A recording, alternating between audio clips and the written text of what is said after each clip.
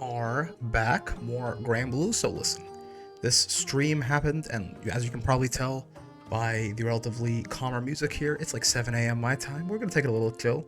This was not the big, huge bombshell with all the info, by the way. Just gonna tell you that right up front. If you're expecting a full patch notes video or something, this is not that.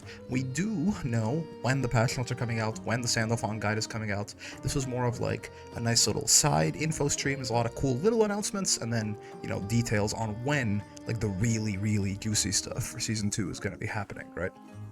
So there's a lot to cover here of varying importance. I'll do my best to timestamp. If you're looking at the bottom of the video right now, you can probably hop around to things that you might be more interested in. Some things are pretty cool, some things are pretty niche, but for some people they might be interesting. So without further ado, let us get started. So the first thing that I have here is just the general Season 2 pass. Let me go find that. Yeah, so this is, a lot of this stuff is like expansions on things you already knew. So obviously Character Pass 2 is coming. We know Sandalphon, Galleon, Vilnius, Meg, and Ilsa. In that order are the characters coming out.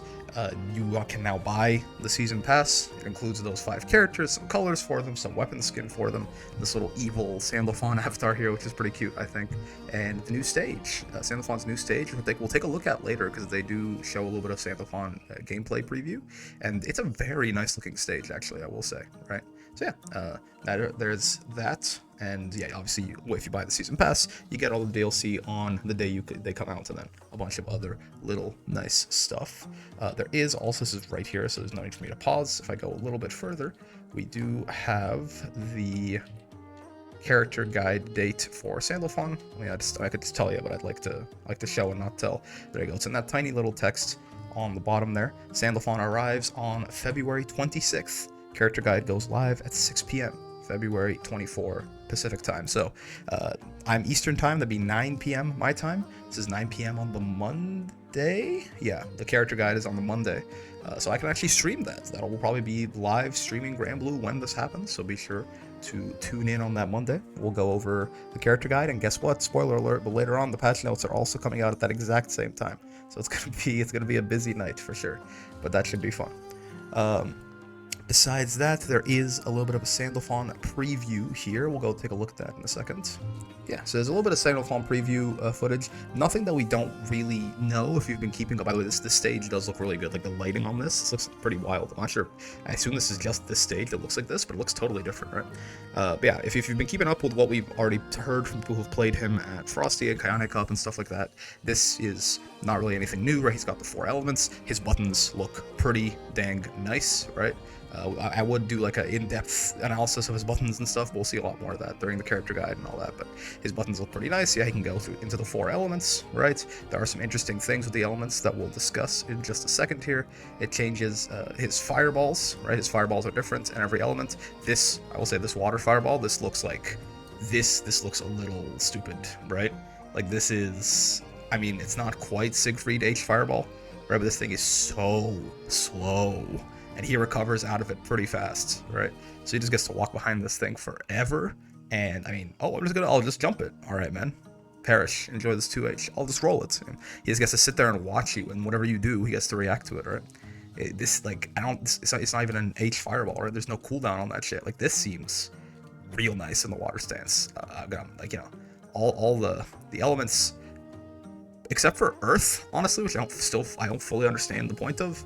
All the elements do seem very strong. There is a little bit of a caveat to them, which we just now learned though in this stream. So yeah, they show some Sandalphon stuff. Again, there's nothing here that is like new, right? Yeah, the Earth projectile becomes a low. We've seen this, right? There is wind. Wind hit the fireballs fast as hell, and Sandalphon's fast as hell, and he's got an air dash. We know about all of this, right? Trust me, I'm not skipping over. If you've watched the trailer, if you've kept up with any of the other stuff that I've been talking about, you know what's going on. This is something they're showing off that's notable, which was, I'll talk about it because they just preview the whole thing later on. He's got a DP. Yeah. Let me just go find the actual relevant piece of information here. Here we go. So this is it. It's a little rundown on the elements, right? So he's got fire, water, earth, and air, wind, obviously. Michael's Flame launches foes on hits and can be used to extend combos from mid-screen. This is them talking about the fireball in each of these stances. I believe the elements, basically, they have some passive effects, and then they also affect his fireball and the little shoulder tackle plus follow-up move that he has right there that we saw in the trailer as well, right? So the fire launches foes on hit and can be used to extend combos from mid-screen. It's the combo one, basically. Water, it becomes a floating bubble projectile that we saw right there. I'm not sure how it changes the tackle, but yes. The earth becomes a short-range ground projectile, yep. And if the closer it is, the more plus you are, sure. And then in the wind version, it's really fast, and also he moves faster and can air dash. But notably, Sandalphon takes 10% more damage when he's in fire, water, or earth element, and 20%. Let me get that out of the way so you can see it. And 20% while aligned to wind, right? So when I was in the trailer, I was looking, I was like, this wind element seems a lot better than the other three, right? And yes, that is seemingly in fact the case, and it's balanced out by the fact that he does take 20% more damage. That's not nothing, by the way. We have no indication that Sandalphon is anything other than a 16,000 health character, right? He shouldn't have more or less health or anything. But when he's taking 20% more damage, I mean, you can think of that as him having 20% less health, aka like 3,200 less health, right? Like he is the squishiest character in the game with that wind element up, right? He's taking, like, Seox, Abel, these 14,000 health characters. You can kind of think of it as them. They're almost always like taking like 13% extra damage, something like that. He is essentially taking 20% extra while he's in wind. Like, he's essentially a 12,000 health character. Like, we're talking, there's gonna be some 0 BP TOD clips on Sandalphon. And it's like, if you want to make any character that you hate look really good, so you can justify nerfing them, hit that Twitter combo on Wind Sandalphon when he's on 0 BP and be like, why does insert character that I hate combo do so much damage? Cygames, nerf immediately. But I will say, again, the elements look very strong. Water and wind right now are the two standouts to me. Fire seems good, like this is a combo one, right? We can go back here for a sec. They did show there's one sort of relevant piece of information here. His little judgment cut. This move, they charge it up and land it at some point. Yeah, even without the element, right? When you, I think he's gonna do it again here. Yeah, this thing. See that? So the devs they can't combo. It's fine. But the point is, this thing seems to be like some kind of one of these versions of this judgment cut seems to be some kind of hit grab, right? And like he wall bounces from anywhere on the screen and can convert off this, right? Ignore the fact that the devs mess it up here, but again, this move I assume is even better in the fire stance, stuff like that, because we did see in the trailer this move and the fireball move were the two ones that got affected by elements, right? So fire seems like relatively standard bread and butter. You're just gonna do more damage when you're in it. Wind seems like the wind neutral one, honestly. Or sorry, water seems like the wind neutral one with that fireball. Wind just seems broken, but you die. And then earth, I don't know. We'll see with earth.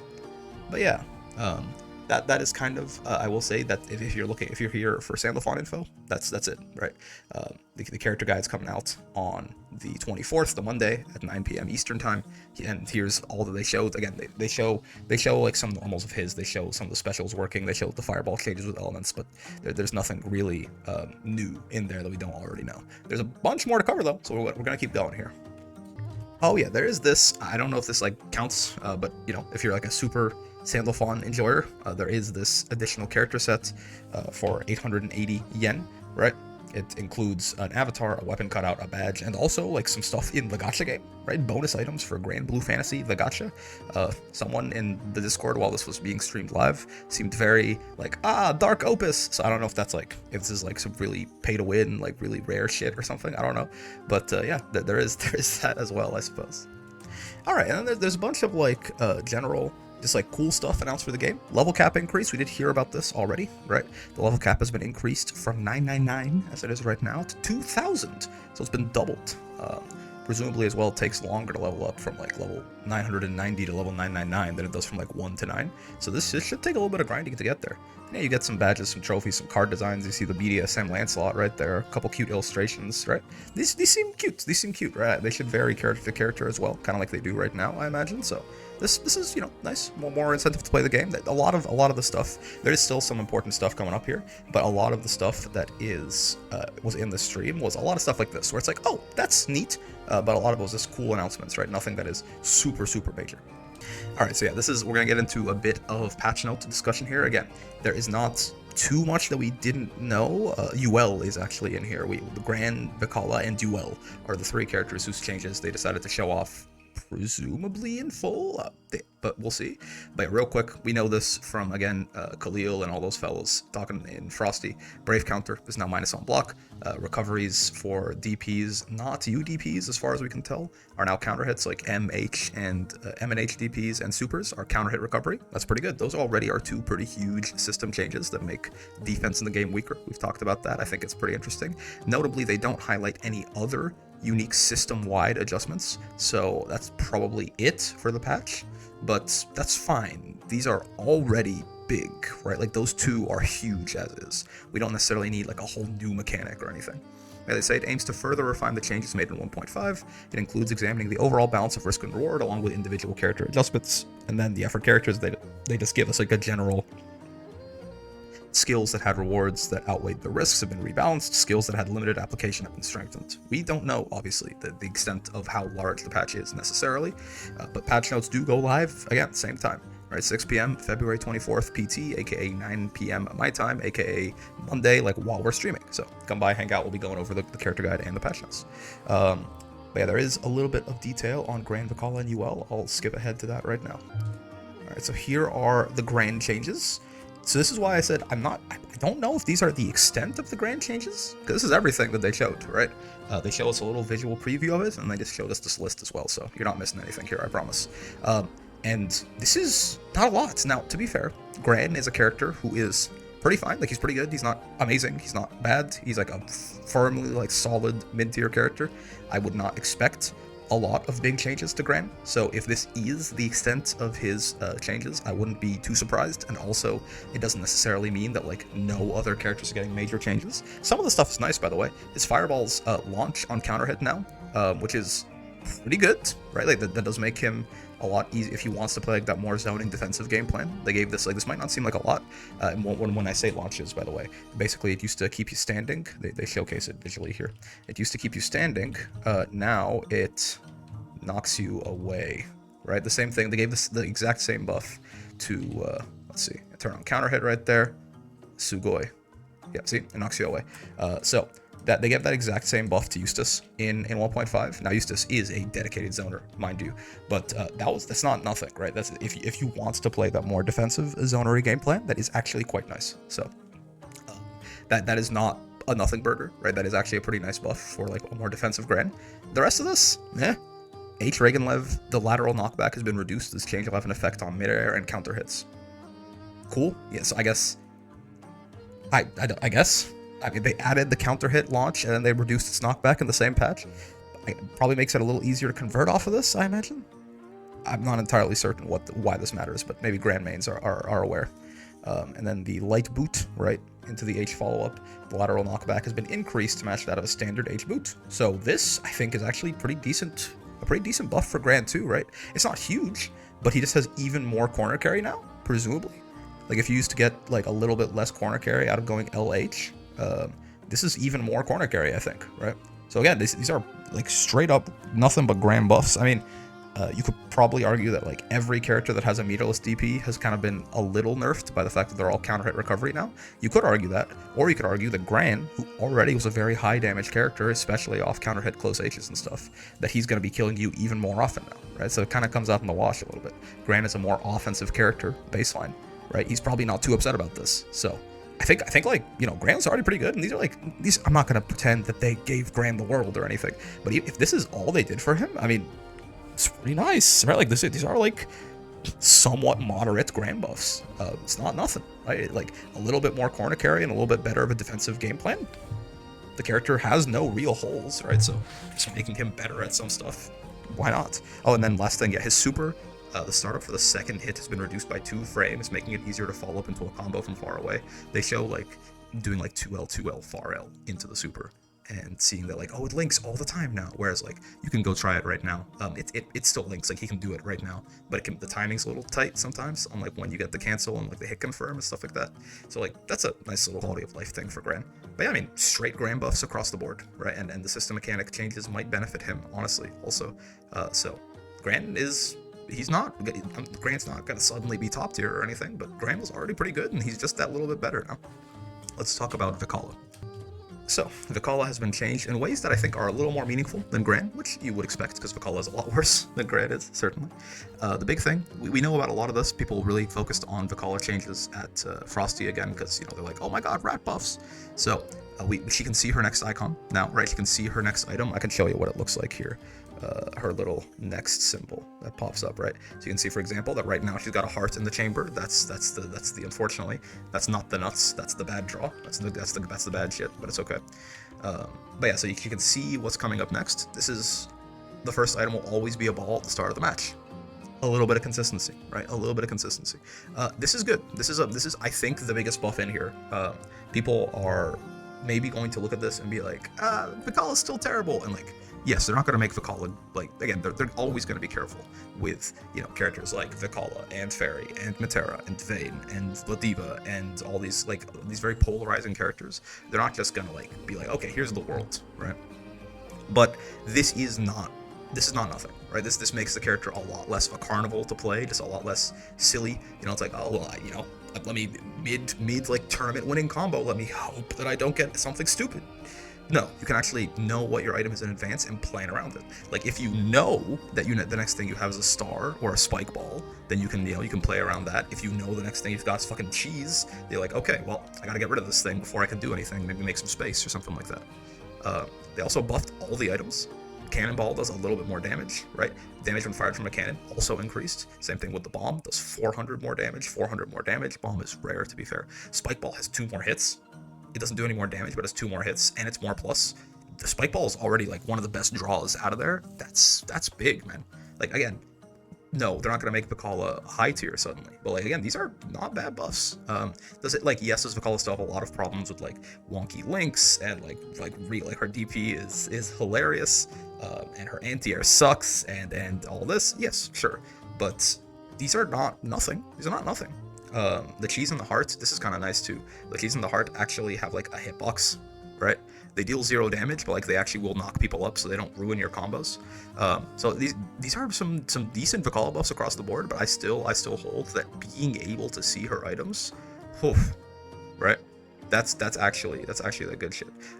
The items do switch every, I think people said 6 seconds at Frosty's. Like, it's not like you can super long-term plan, but 6 seconds in a fighting game is a long time, man. 6 seconds in a fighting game is a long time. So again, it does let you plan around the item you have and play accordingly.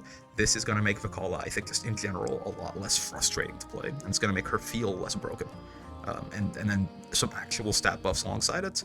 I don't know. I mean, I'm not a Vikala player by any means, but insofar as this is a character that would be very toxic if she was actually really good, so we were just trying to make her a little bit less dead inside to play. I'll take it. Let me know what you think, Vikala players, though, I suppose. Yeah, so this was the first kind of big surprise of the stream. They only mentioned 3 character changes. Like, we only got info for 3 characters in this patch. Gran and Vikala, cool. They were playable at Frosty. There's a preview, awesome. And Yuel? Yeah, and Yuel. Why not? Sure. So these are Yuel changes. This is an interesting one. This is, I guess, these are all the Yuel changes, right? So stance 2L. Mid-air hit stun increased by 3 frames, launch height increased, and can be followed up by the overhead during the second half of the action. You might not know what Yuel Stance 2L looks like. Yeah, that's why they're buffing it. I also had no idea this move existed until I saw it just now, because probably the only people who know this move exists are Yuel players. It's, hold on, I think they do it right here. Yeah, that thing, right? And yeah, you can go into the overhead right there. So the only people who knew this move existed before are probably UL players, because it was ass and no one used it. So I guess they're trying to get her some extra bit of reward off it. It's kind of nice, right? If you go into the overhead, you can maybe go into some shenanigans after. I'm not sure if the mid-air hit stun thing makes it like a better anti-air, or I don't know, right? That's cool, I guess. And her parry got buffed. 5 more active frames on the parry. The total skill animation's unchanged, so it's not like more unsafe or anything, but it's just got 5 more parry frames. That is big, by the way. That's a 50, like, it might be like, 5 frames. That's a 50% increase in the duration, and 5 frames, again, like, that's not nothing. We're talking about like the difference in like slight frame differences of delay mashing or something. That's a big buff to the parry window. And then it also, I guess, parries DPs now. I suppose it didn't do that before, or maybe it would parry them, but it wouldn't hit them because they would just invuln through it and she would die, I guess. I'm not entirely sure how the interaction works, but the way this is written, the counter will now hit foes even if they are invincible. This makes me think that it is going to beat DPs. that's pretty nice, right? It is a little unfortunate now because in general you probably want to, if you're gonna call out your DPs like that, you probably want to block them and then get your full counter hit punish. But that's something. And then Starlit Sky, that's her little dashing like 2 swords flame move thing that she does for wall bounces and shit. Pushback for the 3rd hit has been increased. More corner carry, I guess. This is for all versions, so more corner carry, and I suppose the ones that wall bounce will wall bounce from further away. Sure. So Yuel also is another one of these characters. They gave her a 50-50 in the last patch, which unfortunately Yuel mains does doom her to being one of the characters they're going to be very cautious with for probably the remainder of the game's lifespan, unless they take that 50-50 away from her. So this is also the fact that there's not a laundry list of changes here for Yuel is not surprising, and also not, to me at least, indicative that this is going to be like a small bounce patch or anything like that. It might be, you know, the universal change. I mean, it might be in terms of character adjustments, because the universal changes as is are already huge, right? Minus on block BC and counter hit at recovery DPs. I promise you, the game is very different now. I promise you, in so many ways. Safe jumps are significantly stronger in this patch, for example, as like one little minor example, because now if you, like before, the problem with safe jumps, you can always just get BC'd out of them, and now if you have to like commit to a spot dodge or something, which is quite risky. Now if you just safe jump and down back, you block the BC, it's still your turn. If they DP your safe jump, which they definitely shouldn't be doing, maybe they don't know, they eat a full counter hit combo. Like, for example, yeah, like safe jumps significantly, twice as good, right? Like that in itself is a pretty big Ladiva buff, because she gets a safe jump off every single combo ender, right? So, like, again, just those 2 system mechanics, I promise you, are huge. But the character adjustments themselves might also be significant. Just because Gran and Vikala got some stuff, to be fair, but it's because Gran and Vikala and Yuel don't have a ton of changes. These are like the 3 of the characters I would have expected the least changes for to begin with, right? Gran is in a perfectly fine place. I think if they're talking about they want to fine tune 1.5, I think they got Gran with 1.5. Good job. You're right, Gran is a solid character. He does his thing. He has an identity. He's very granule. Right? If Gran's only problem is that like Catalina exists, but Gran as a kit, they basically got there. They gave him some nice stuff, and we're good. Vikala, they gave her some good stuff, but again, she's not gonna get a huge list of changes because she is like a zoner character. They're gonna be more careful with her. Same thing with Yuel, right? Yuel and Vikala need more buffs than Gran did for sure, but they're not gonna get them because again, 50-50 character, zoner character. It's kind of how at least Gran Blue definitely seems to be designing their game around being very cautious with these sorts of characters. But yeah, so those are sort of the patch note changes. There's some very cool quality of life stuff later on here that we're gonna get to. But as far as Sandalphon and patch notes, that's where the video ends, right? So if that's all you're interested in, I hope you have a wonderful day. Consider subscribing, something like that. And yeah, let's go talk about. There are some genuinely very cool quality of life stuff in here that I kind of pogged up for. There are grand Bruise patch notes here. I forgot about that. So this is technically not where the patch notes ended in the last one there. I don't know, man. It's on the screen. Read them if you want. I'm sure a lot of you care about this. If Grand Bruise disappeared from the game tomorrow, I wouldn't notice for weeks. Okay, but yeah, some quality of life stuff. The menus here are all in Japanese, so I can't remember exactly when they tell us what. But so far, the first thing here they tell us is that, yeah, you see right there, the back forward versus the quarter circle.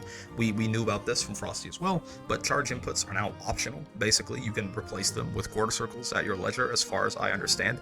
This is the part where there wasn't like a big slide with English translations on, and this whole stream was in Japanese, so I apologize, but this seems to line up with what we were told earlier from people who, kind of leaked things at Frosty. Charge inputs are basically optional. They're showing Charlotta here because, a lot of the times she would try to like walk back and then 6XL and she would get her little Blanca ball, and now that problem is solved because you can just turn it into a quarter circle forward instead of a back forward input, right?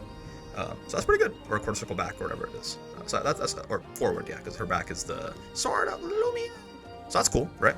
But there is also, you may have noticed at the very beginning there, one of the keen-eyed observers may have noticed a combo limit meter. This, I think, like, this is genuinely really, really cool because, dude, I had someone ask me today. I was streaming Wall Brawl, and someone asked today, he's like, hey, when does combo limit start counting?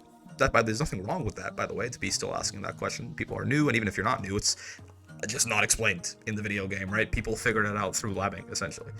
But it starts when you launch, and different moves have different values, but you have 12 points, and when you hit 12, you hit combo limit. I know that, but you know, a lot of people might know that, but it's not really easy access information. Now it is. In training mode, there's just this combo limit meter, and you can see right here, like if Charlotta starts beating Kalina's ass, it doesn't count until she's launched. Right? People ask me, for example, hey, does the move that launches you count for combo limit, or is it only the moves after? Guess what? I can see visually. This move launches, the combo limit bar is still empty. It only starts filling up once she gets hit. Right, you can see there, for example, the first hit of the auto combo was worth 2 points. The second hit was worth 3 points. Right, the third hit was worth 4 points. If you've ever noticed that auto combos, if you do an auto combo in your juggle, it seems to end really quickly. Right, that's why. Again, different moves are worth different values of combo limit, and auto combos are pretty expensive, especially as you go through them. You might also notice that combos that have a Raging Strike tend to not, like they feel like you can Raging Strike and do a whole bunch of shit after. Well, guess what? Raging Strike only counts for 1 point, right? And I believe Raging Chain counts for none, if I remember correctly. So again, you can see, this is a lot of stuff that you might figure out intuitively if you spend a lot of time with this game. Now it's just in the training mode. This is genuinely really nice, I think. If you're trying to lab out and optimize your combos and stuff like that, this is genuinely a godsend. This is a very nice bit of quality of life right here, this combo limit meter. I'm very, very happy about this. This is like, we were kind of memeing a lot of the stuff of like, oh, Yuel patch notes 3 changes, but like this is actually very, very sick, right? So you know, shout out Fukuhara. And in the vein of very sick, dude, I was just asking about this like a week ago. Online training modes. Again, genuinely, this is genuinely really cool. I mean, it's a little sad because like probably like a basic feature that we should just expect from our fighting game devs at this point. So like, why you could argue like, hey, why wasn't this in the game at release? Maybe that's just me being grumpy because it's 7:30 a.m. and the stream was kind of 2 hours of a lot of nothing. It's not my fault. It's not their fault, though. I mean, it's 7 p.m. in Japan. They're being a little bit more leisurely with it. That's fine. It's my fault for being a psycho and staying up. I mean, you know, completely different times there. But yeah, online training mode. This is really fucking cool, right? I play with my friends sometimes. I play, like, you know, one time I tried to do like some live coaching with some subs, and that was really fun. But I was like, it was really annoying not having the ability to have like infinite health and set all these values and stuff like that. Online training mode. This is so helpful. If you ever want to like explain something to someone and stuff like that, if you run like a friendly first to 10 with someone and you want to show them some stuff, this helps people collaborate and teach each other stuff so much. That's why it's such an important feature. That's why we should probably, you know, have a higher bar and expect these sorts of things to just be there. But it is really nice that it's here now, right? Fact of the matter is, it wasn't here and now it is, and this is not a little thing at all. You know, fighting games are all about community and people helping each other and showing each other tech and stuff like that. This is like almost a prerequisite for that to function smoothly, right? So I'm over the moon about this. This, of all the announcements, besides like, oh, like, you know, knowing the exact dates for the patch notes and stuff, this one thing is probably the thing that I'm the most excited about, because I have multiple times been playing Gran Blue and been like, man, it would be really nice if this was a thing. There it is. This is great. I'm in love with this. This and the compliment meter, they call it quality of life, but they're like my life is 3 times as quality in this case. Oh, this is a little thing, real quick. There's crews now, which seem to function kind of like a clan, but it seems like it might not appear in game. It's just you can create crews and chat in a private guest book with other crew members. So I'm not sure if this is like a little clan tag that'll pop up on your name, or if this is literally just Gran Blue group chats. It's funny. I don't know. Why not? Cool. It's a little bit more community stuff. Cool. I mean, the public guest book is already just a wretched hive of scum and villainy. I can't imagine what it's going to be like if you put those motherfuckers behind closed doors. But, you know, maybe I'll make one and we can, you know, if you're in the Discord server or something, we can have our own little crew and you guys can goon in there. I don't know, man. It's a fun little thing. Oh, here's a summary of everything, right? There's one thing at the bottom here that's really cool. But yeah, oh, button configuration settings, hold, command, toggle. Yeah, so you can change the charge inputs, and yeah, you can also get rid of the super, like you can make the super inputs also technical or simple by their own, right? Combo limit gauge. Oh, you can fast forward in replays. That's a big one too, right? There's no replay takeover and there's no rewinding or anything, but Gran Blue's replay system is incredibly painful as is, and this is a step in the right direction. It's still not good. It's still like a far cry from like the big boys in the market, right? But like, it's better at least. Online training mode. You can view the room password while you're in a room. The UIs for create room and find room have been updated. They didn't show this, but cool. Crew feature added. You can set the opponent's illustration if you don't want to watch, if you don't want to see Cockring Belial, I guess, right? And this is a big one. Players will now be removed from the online match queue if inactive for a set period of time on the battle results screen. Now, I'm confused. This, like, the first 90% of the sentence reads like people who AFK in queue will be removed from queue, and then the last 3 words of the sentence are battle results screen. What does that mean? Does that mean if when you have to play a game and then AFK when it asks you to rematch, and then you get removed? Because, like, that's something, I guess. But, like, I was thinking more, there are some people who just AFK on the queue in this game. I don't think they addressed, maybe they did address that at some point. Well, they changed the wait time to accept a match from 30 to 20 seconds. That doesn't really do it, right? It helps a little bit. It's like, this is either huge if it, like, kicks you out for AFKing, or it's a little weird if it kicks you out for AFKing on the screen. I'm going to be optimistic for now and say that you can't AFK on queue anymore, which would be very nice for finding matches. But yeah, there's all the quality of life stuff. So again, the compliment thing, potentially the AFK thing, and especially the online training mode thing, these are very, very, very, very nice. I'm a huge fan, for real. All right, now we're in kind of the goofy miscellaneous part of the stream. There's some fun. We were memeing on a lot of this stuff. There's 2 new game modes. Shin Gemu Modo is what I heard when they were talking. I got one in every 30 words. I speak a very, very mild, tiny amount of Japanese, right? So I heard Shin Gemu Modo. I mean, you can figure that one out. There's 2 new game modes. Survival's one of them. It seems like you beat a bunch of Mario Party ass buffed CPUs.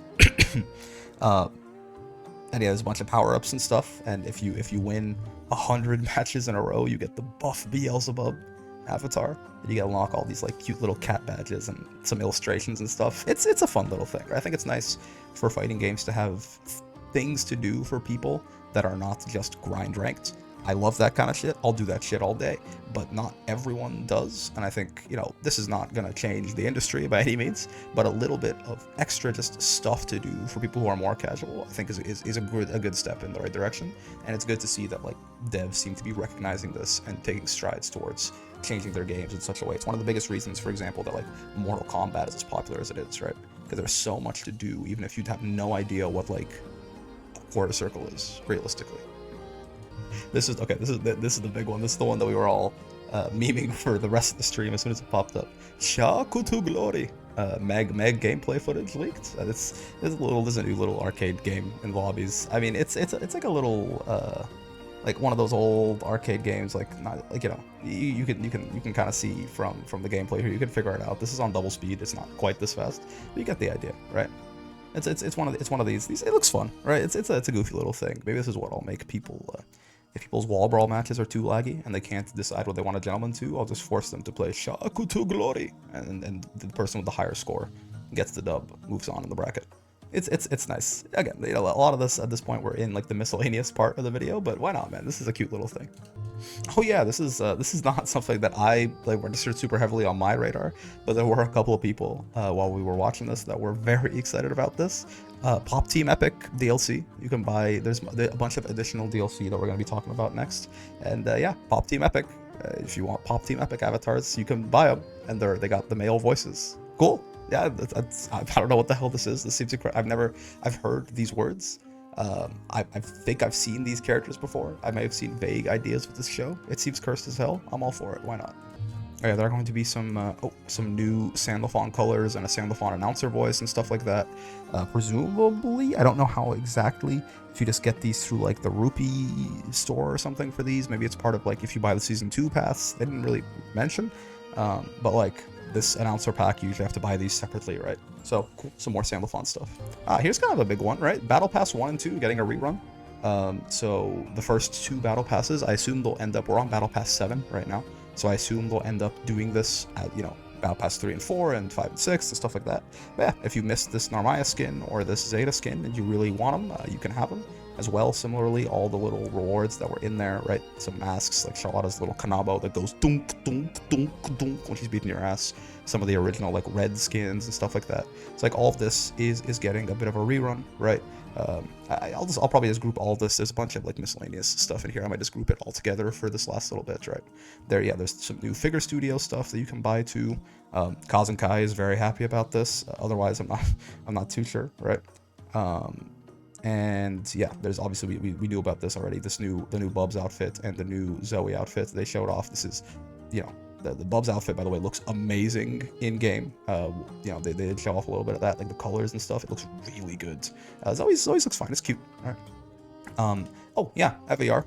Ewer, the cat, is a lobby avatar, not a DLC character. Some people said they wanted this cat dragon as DLC. Well, not quite. And in fact, them being a lobby avatar, I mean, I guess it doesn't disqualify them ever coming as DLC, but them being a lobby avatar before their DLC probably means that even if there's a season 3, we're not getting this cat playable. But hey, you know, Lizzie Freeman voices them. Cool, why not, man? Yeah, so Battle Pass 7 also happening, right? There's a couple new weapons here. The swords one looks really cool. Cag gets to ponder an orb. Percival's sword's okay. Eustace's gun is okay. I'm not sure if there's like some lore stuff here. Eustace still has no Vern weapon. Extremely common. Eustace L, I fear. Oh yeah, here's the Bub skins, by the way. Look at these. In game, this looks, man, like these colors look really good in game. I think I'm a big fan of how this looks. Like this is, I mean, that's just the best looking skin in the game, I think, right? It always looks nice as well, right? She looks so serious. Her character model doesn't really fit, right? For her being like the art is so like, you know, she's smiling and she's cute. Her character model's so serious, like it doesn't fit the outfit she's wearing. And yeah, some Sandy colors as well, right? Sandy's got they run the whole gamut there. And yeah. So we're just I'm not gonna timestamp all of this under just like Misc stuff at the end, so we're not gonna pause here. But yeah, so the OST, they already made an announcement about this, like it's on their YouTube video that the Grand Blue OST is like available to purchase, right? And then also Sandalphon's own theme is coming out on streaming platforms and stuff on the 26th, the day he comes out, right? So that is pretty nice. There's a figure studio contest if you are so interested. Again, you know, easy Kaz and Kai sweep, I fear. Oh, this is kind of cool. Rise to Glory. This is like a little manga for Rising in particular, not Grand Blue, like Grand Blue Fantasy versus Rising. That is meant to maybe teach you some stuff. You can see he's doing some motion inputs and Jita is stressing out over there. I don't know. Maybe it'll just tell you to 6XL or something. Who knows? But it's a cute idea nonetheless, right? Certainly. Yeah, and then finally there are some keychains and stuff like that are available, some merchandise, some little acrylic guys right there, all pretty cool, right? Nothing too like insane, but pretty nice. Yeah, then they talk about Arc World Tour for a little bit. Of course, we have the LCQ on March 22nd and the Arc World Tour Finals on March 23rd. Very, very cool stuff. Yeah, that about the rest of this is they talk about Arc World Tour for a bit, and then just kind of free talk for a bit. I guess there is going to be this concert here on the 8th. Somewhere in Japan. I don't know if you know, Black Star Theater there. I don't know, but if you live in Japan, you can read this, you can figure it out. You don't need me to tell you that. But yeah, there's some concert here. You know, some Grand Blue songs being performed live. Paradise Lost, Parade's Lust. Sure, why not, man? I think that is actually everything. Yeah, so there you go. Yeah, sayonara. Okay, there you go. I stayed up until 8 a.m. to watch this stream, so you didn't have to. Hope you enjoy. That is all the news as far as what they told us here. Again, the biggest takeaway for like looking forward to the future, and as far as Sandalphon and the patch, mark your calendar for the 24th at 9 p.m. Eastern, or whatever your own time zone will be. That's when the Sandalphon patch notes will drop and the character guide will drop at the same time. And Sandalphon himself comes out on the 26th. Usually, they didn't say the time here, but usually the maintenance starts around like 8:30 my time. He's usually playable even when the game's in maintenance. You can play like the quick matches as well. So it'll be like sometime around when the wall brawl ends. But yeah, hope you guys had a good time with the video. Hope you're excited about the announcements. Some of that quality of life stuff is like the best stuff in here by far, right? So very cool, very excited. I'll see you guys on Monday for the patch notes, and yeah, have a wonderful day. Bye bye.